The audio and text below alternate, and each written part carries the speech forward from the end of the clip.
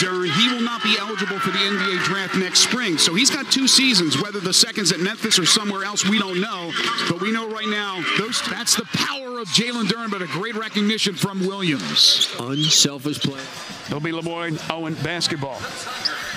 I mean, you just watch it. Alex Lomax being the...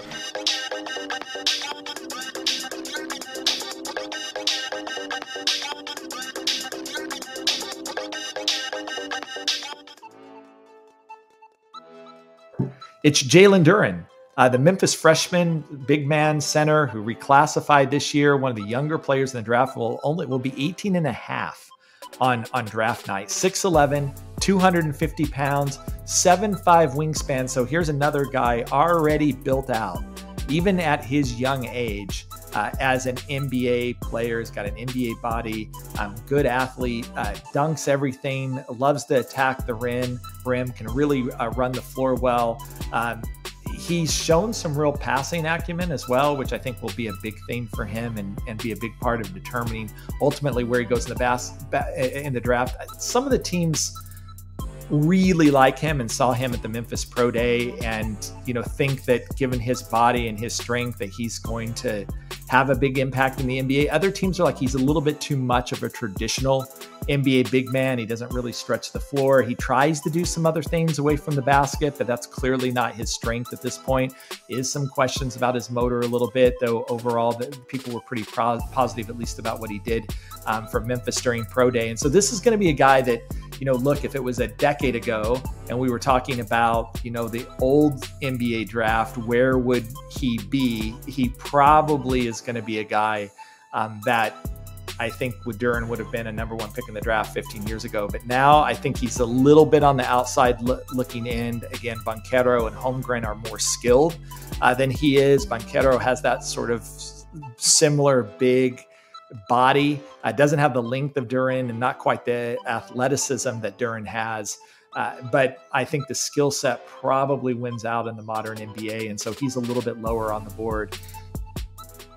Memphis retains possession. Duren, he has that shot, and he pulls up over Anthony Mason. Great hustle by Mason, but right to the Tigers. Duren off the feed from Williams, and he slams it down. Against Memphis as needed. Duren gets hacked, puts it up, count it, and he draws the foul. A three-point opportunity for Jalen Duren. A little bit different, but if you have control of the shot clock where the opposition's spending 20-25 seconds avoiding you. Duren not on the same page. But Bates comes back and blocks it. Then Duren blocks another one. Lomax, another lead for Duren, and he's that you need. Mr. Gerard Wilson is showing the Memphis Tigers. I know y'all got a lot of hype, just like he had the confidence to take that rock and Alo feeding it up. Wow, Duren, the putback. And it all started with Alo. Quinones to Duren. I thought he overthrew him, Doc. That was some great, was into a zone. 2-3 zone. Timberlake loses control, but it goes right to Duren, and he hammers it down. Get some points off turnovers. Bad pass by Daniels. Oh, baby! Just let me be quiet. Because have this kind of defensive versatility. Both teams turn it over, and an easy dunk down at the other end by Jalen Duren.